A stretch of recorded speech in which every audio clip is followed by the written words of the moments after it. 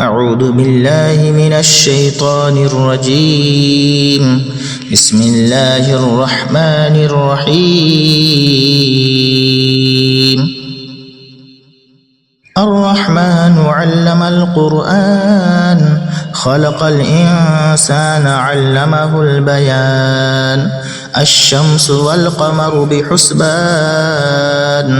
والنجم والشجر يسجدان والسماء رفعها ووضع الميزان ألا تطغوا في الميزان وأقيموا الوزن بالقسط ولا تخسروا الميزان والأرض وضعها للأنام فيها فاكهة والنخل ذات الأكمام والحب ذو العصف والريحان فبأي آلاء ربكما تكذبان خلق الإنسان من صلصال كالفخار وخلق الجان من مارج من نار فبأي آلاء ربكما تكذبان رب المشرقين ورب المغربين فبأي آلاء ربكما تكذبان مرج البحرين يلتقيان بينهما برزخ لا يبغيان فبأي آلاء ربكما تكذبان يخرج منهما اللؤلؤ والمرجان فبأي آلاء ربكما تكذبان وله الجوار المنشآت في البحر كالأعلام فبأي آلاء ربكما تكذبان كل من عليها فان ويبقى وجه ربك ذو الجلال والإكرام فبأي آلاء ربكما تكذبان كل يوم هو في شأن فبأي آلاء ربكما تكذبان سنفرغ لكم أيها الثقلان فبأي آلاء ربكما تكذبان يا معشر الجن والإنس إن استطعتم أن تنفذوا من أقطار السماوات والأرض فانفذوا لا تنفذون إلا بسلطان فبأي آلاء ربكما تكذبان يرسل عليكما شواظ من نار ونحاس فلا تنتصران فبأي آلاء ربكما تكذبان فإذا انشقت السماء فكانت وردة كالدهان فبأي آلاء ربكما تكذبان فيومئذ لا يسأل عن ذنبه إنس ولا جان فبأي آلاء ربكما تكذبان يعرف المجرمون بسيماهم فيؤخذ بالنواسي والأقدام فبأي آلاء ربكما تكذبان هذه جهنم التي يكذب بها المجرمون يطوفون بينها وبين حميم آن فبأي آلاء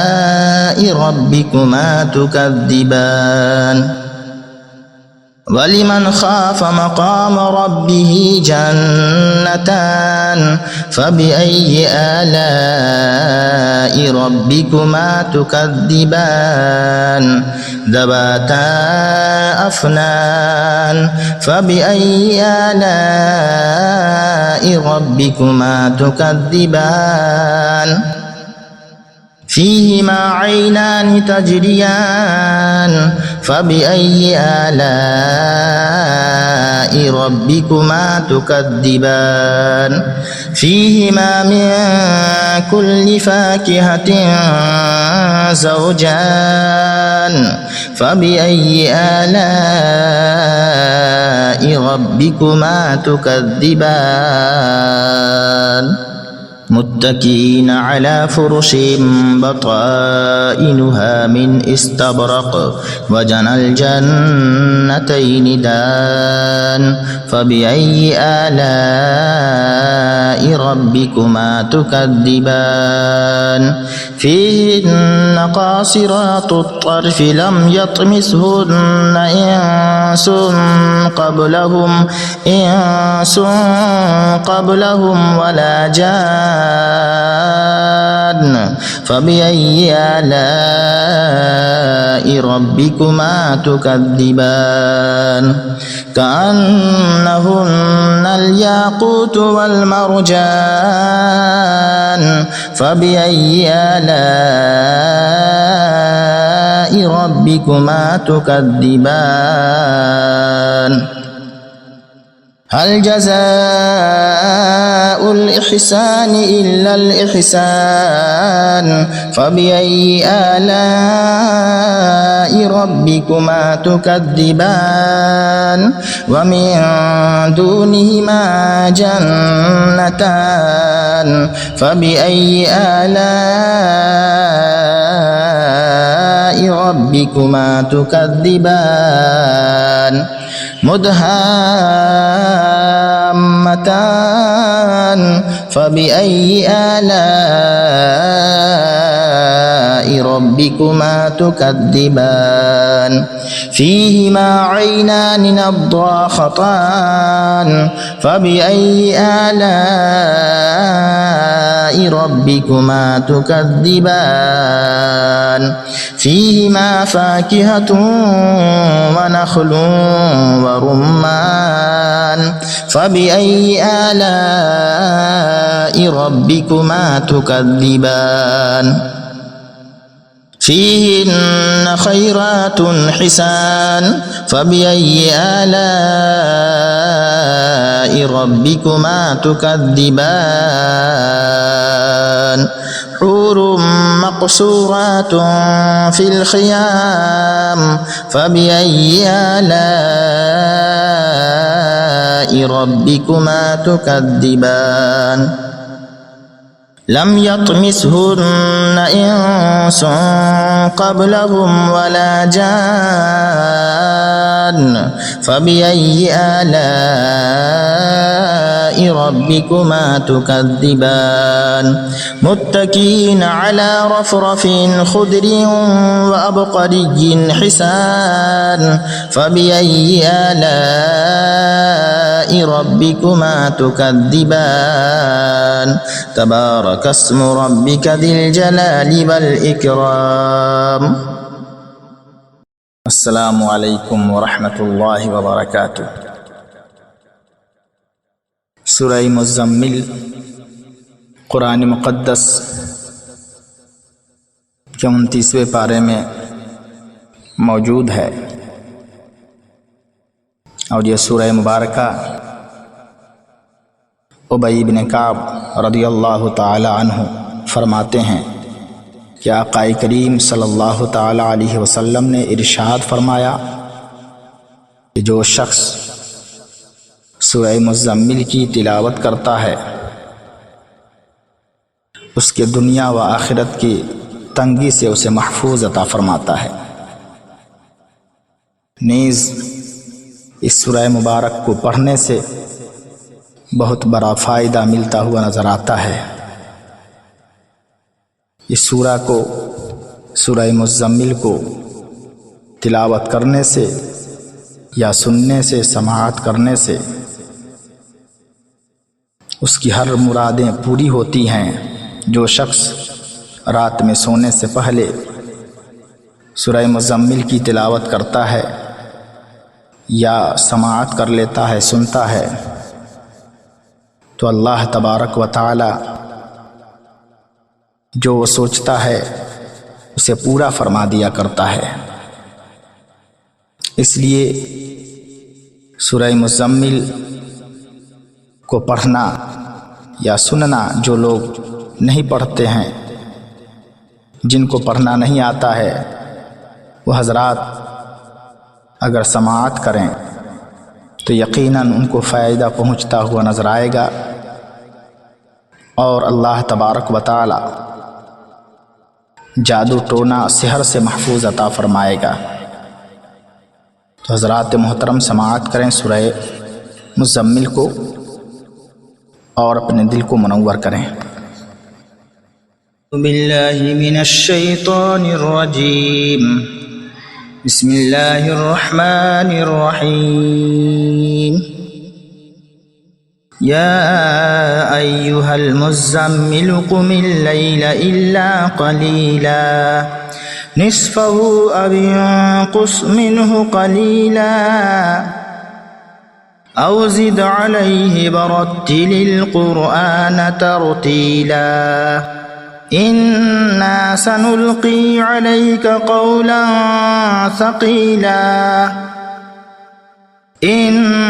ناشئۃ اللیل ہی اشد وطئا واقوم قیلا ان لک فی النہار سبحا طویلا وَاذْكُرِ اسْمَ رَبِّكَ وَتَبَتَّلْ إِلَيْهِ تَبْتِيلًا رَبُّ الْمَشْرِقِ وَالْمَغْرِبِ لَا إِلَهَ إِلَّا هُوَ فَاتَّخِذْهُ وَكِيلًا وَاصْبِرْ عَلَى مَا يَقُولُونَ وَاهْجُرْهُمْ هَجْرًا جَمِيلًا وَذَرْنِي وَالْمُكَذِّبِينَ أُولِي النَّعْمَةِ وَمَهِّلْهُمْ قَلِيلًا إِنَّ لَدَيْنَا أَنكَالًا وَجَحِيمًا وَطَعَامًا ذَا غُصَّةٍ وَعَذَابًا أَلِيمًا يوم ترجف الأرض والجبال وكانت الجبال كثيبا مهيلا إنا أرسلنا إليكم رسولا شاهدا عليكم كما أرسلنا إلى فرعون رسولا فعصى فرعون الرسول فأخذناه أخذا وبيلا فكيف تتقون إن كفرتم يوما يجعل الولدان شيبا السماء منفطر به كان وعده مفعولا إن هذه تذكرة فمن شاء اتخذ إلى ربه سبيلا إن ربك يعلم أنك تقوم أدنى من ثلثي الليل ونصفه وثلثه وطائف من الذين معك والله يقدر الليل والنهار علم أن لن تحصوه فتاب عليكم فاقرؤوا ما تيسر من القرآن علم أن سيكون منكم مرضى وآخرون يضربون في الأرض يبتغون من فضل الله وآخرون يقاتلون في سبيل الله فاقرؤوا ما تيسر منه وأقيموا الصلاة وآتوا الزكاة وأقرضوا الله قرضا حسنا وما تقدموا لأنفسكم من خير تجدوه عند الله هو خيرا وأعظم أجرا واستغفروا الله إن الله غفور رحيم. بسم الله الرحمن الرحيم.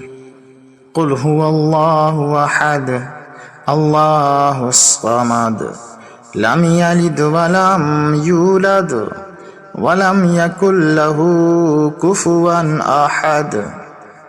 بسم الله الرحمن الرحيم. قل أعوذ برب الفلق من شر ما خلق ومن شر غاسق إذا وقب ومن شر النفاثات في العقد ومن شر حاسد إذا حسد. بسم الله الرحمن الرحيم.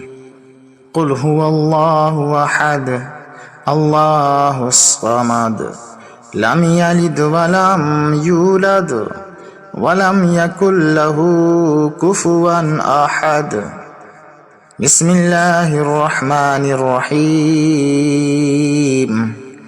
قل أعوذ برب الفلق من شر ما خلق ومن شر غاسق إذا وقب ومن شر النفاثات في العقد ومن شر حاسد إذا حسد. بسم الله الرحمن الرحيم. قل هو الله أحد الله الصمد لم يلد ولم يولد ولم يكن له كفوا أحد. بسم الله الرحمن الرحيم. قل أعوذ برب الفلق من شر ما خلق ومن شر غاسق إذا وقب ومن شر النفاثات في العقد ومن شر حاسد إذا حسد. بسم الله الرحمن الرحيم. قل هو الله أحد الله الصمد لم يلد ولم يولد ولم يكن له كفوا أحد. بسم الله الرحمن الرحيم.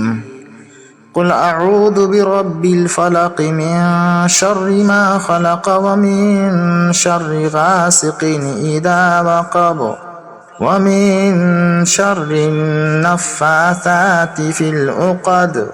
ومن شر حاسد إذا حسد. أعوذ بالله من الشيطان الرجيم. بسم الله الرحمن الرحيم.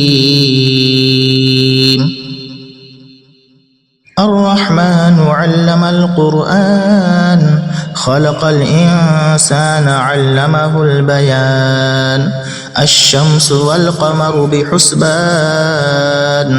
والنجم والشجر يسجدان والسماء رفعها ووضع الميزان ألا تطغوا في الميزان وأقيموا الوزن بالقسط ولا تخسروا الميزان والأرض وضعها للأنام فيها فاكهة والنخل ذات الأكمام والحب ذو العصف والريحان فبأي آلاء ربكما تكذبان خلق الإنسان من صلصال كالفخار وخلق الجان من مارج من نار فبأي آلاء ربكما تكذبان رب المشرقين ورب المغربين فبأي آلاء ربكما تكذبان مرج البحرين يلتقيان بينهما برزخ لا يبغيان فبأي آلاء ربكما تكذبان يخرج منهما اللؤلؤ والمرجان فبأي آلاء ربكما تكذبان وله الجوار المنشآت في البحر كالأعلام فبأي آلاء ربكما تكذبان كل من عليها فان ويبقى وجه ربك ذو الجلال والإكرام فبأي آلاء ربكما تكذبان كل يوم هو في شأن فبأي آلاء ربكما تكذبان سنفرغ لكم أيها الثقلان فبأي آلاء ربكما تكذبان يا معشر الجن والإنس إن استطعتم أن تنفذوا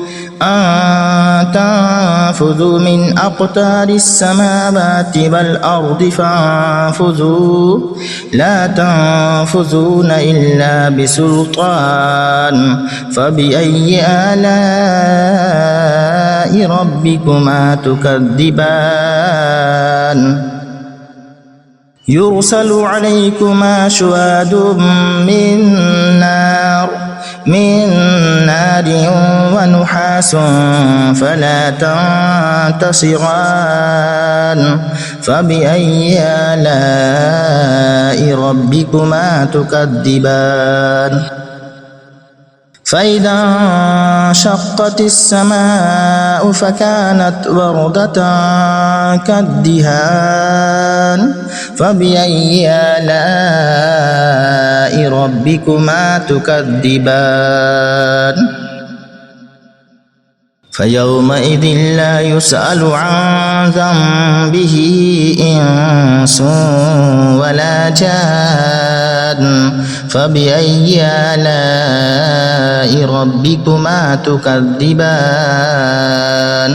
يعرف المجرمون بسيماهم فيؤخذ بالنواسي والأقدام فبأي آلاء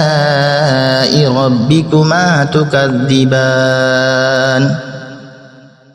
هذه جهنم التي يكذب بها المجرمون يطوفون بينها وبين حميم آن فبأي آلاء ربكما تكذبان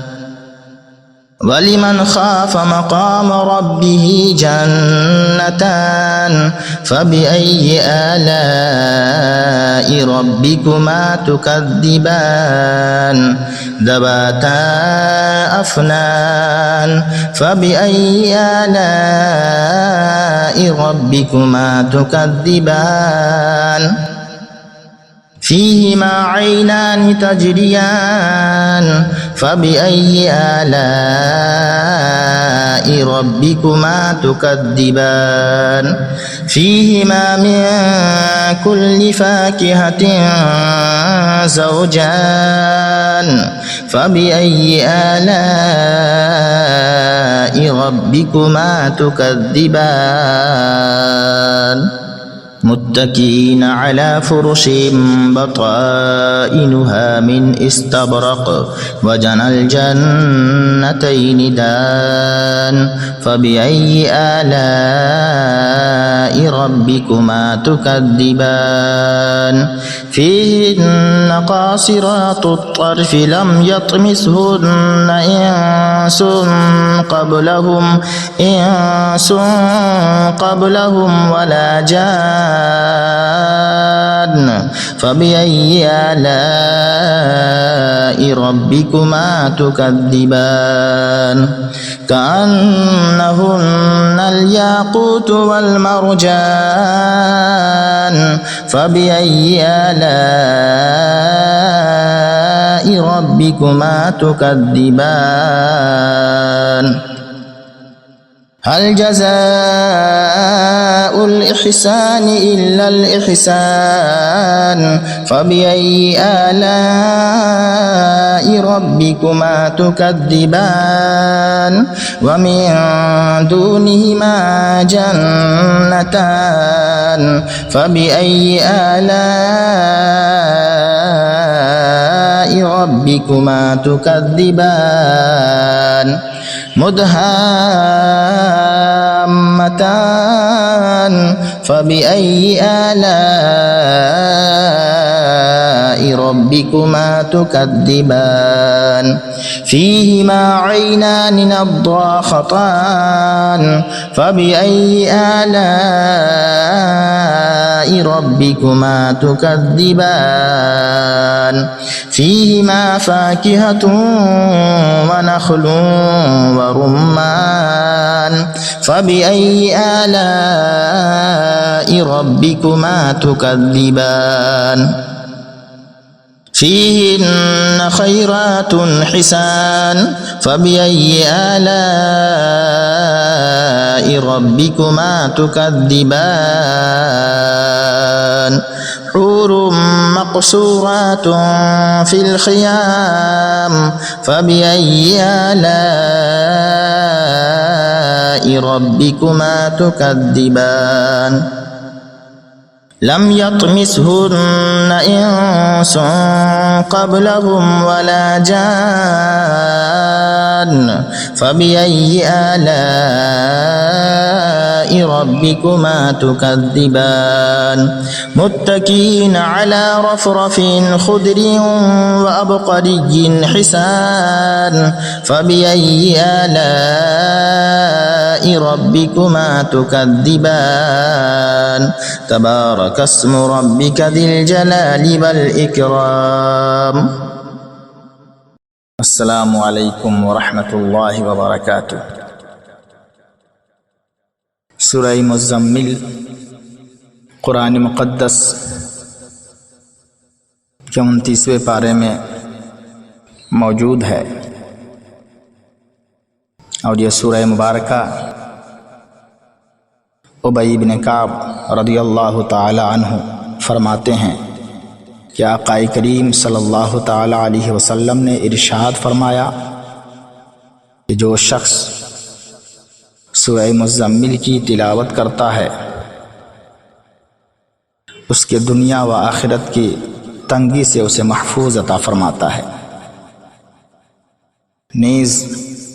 اس سورہ مبارک کو پڑھنے سے بہت بڑا فائدہ ملتا ہوا نظر آتا ہے۔ اس سورہ کو، سورہ مزمل کو تلاوت کرنے سے یا سننے سے، سماعت کرنے سے اس کی ہر مرادیں پوری ہوتی ہیں۔ جو شخص رات میں سونے سے پہلے سورہ مزمل کی تلاوت کرتا ہے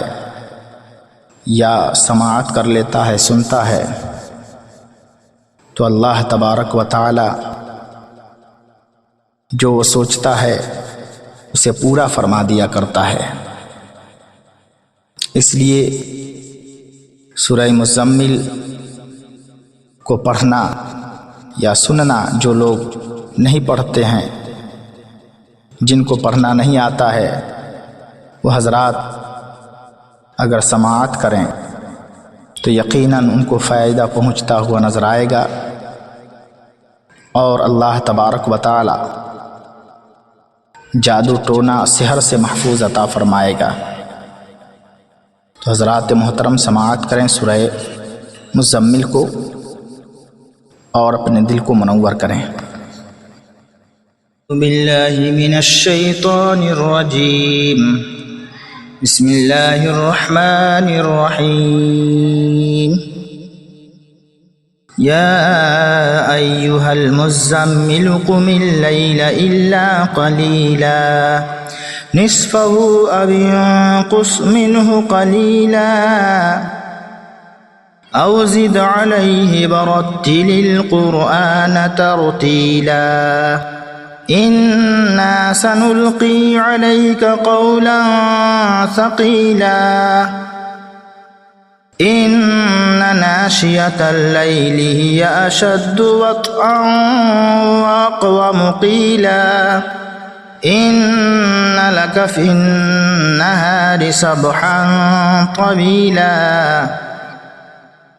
वज़्कुर इस्म रब्बिका वतबत्तल इलैहि तब्दीला रब्बुल मशरिक़ि वल मग़रिबि ला इलाहा इल्ला हुवा फत्तख़िज़हु वकीला वस्बिर अला मा यक़ूलून वहजुरहुम हजरन जमीला वदरनी वल मुकद्दिबीन उलिन नअमति वमहिलहुम क़लीला इन्ना लदैना अंकालन वजहीमा वतआमन ज़ा गुस्सतिन वअज़ाबन अलीमा यौम तर्जुफुल अर्दु वल जिबालु वकानतिल जिबालु कसीबन महीला इन्ना अर्सलना इलैकुम रसूला शाहिदन अलैकुम कमा अर्सलना इला फ़िरऔन रसूला फ़असा फ़िरऔनु अर्रसूल फ़अख़ज़नाहु अख़ज़न वबीला फ़कैफ़ तत्तक़ून इन कफ़रतुम यौमन यजअलुल विल्दान शीबा अस्समाउ मुन्फ़तिरुम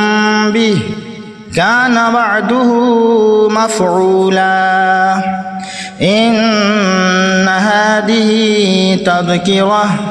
फमन शाअ इत्तख़ज़ इला रब्बिही सबीला इन्न रब्बक यअलमु अन्नक तक़ूमु अदना min sulusa'il layli wa nisfahu wa sulusahu wa ta'ifum minal ladhina ma'ak wallahu yuqaddirul layla wan nahar alima an lan tuhsuhu fataba alaykum faqra'u ma tayassara minal qur'an علم أن سيكون منكم مرضى وآخرون يضربون في الأرض يبتغون من فضل الله وآخرون يقاتلون في سبيل الله فاقرؤوا ما تيسر منه وأقيموا الصلاة وآتوا الزكاة وأقرضوا الله قرضا حسنا وما تقدموا لأنفسكم من خير تجدوه عند الله هو خيرا وأعظم أجرا واستغفروا الله إن الله غفور رحيم بسم الله الرحمن الرحيم قل هو الله أحد الله الصمد لم يلد ولم يولد ولم يكن له كفوا أحد. بسم الله الرحمن الرحيم. قل أعوذ برب الفلق من شر ما خلق ومن شر غاسق إذا وقب ومن شر النفاثات في العقد ومن شر حاسد إذا حسد. بسم الله الرحمن الرحيم. قل هو الله أحد الله الصمد لم يلد ولم يولد ولم يكن له كفوا أحد. بسم الله الرحمن الرحيم. قل أعوذ برب الفلق من شر ما خلق ومن شر غاسق إذا وقب ومن شر النفاثات في العقد ومن شر حاسد إذا حسد. بسم الله الرحمن الرحيم. قل هو الله أحد الله الصمد لم يلد ولم يولد ولم يكن له كفوا أحد. بسم الله الرحمن الرحيم. قل أعوذ برب الفلق من شر ما خلق ومن شر غاسق إذا وقب ومن شر النفاثات في العقد ومن شر حاسد إذا حسد. بسم الله الرحمن الرحيم. قل هو الله أحد الله الصمد لم يلد ولم يولد ولم يكن له كفوا أحد. بسم الله الرحمن الرحيم. قل أعوذ برب الفلق من شر ما خلق ومن شر غاسق إذا وقب ومن شر النفاثات في العقد ومن شر حاسد إذا حسد.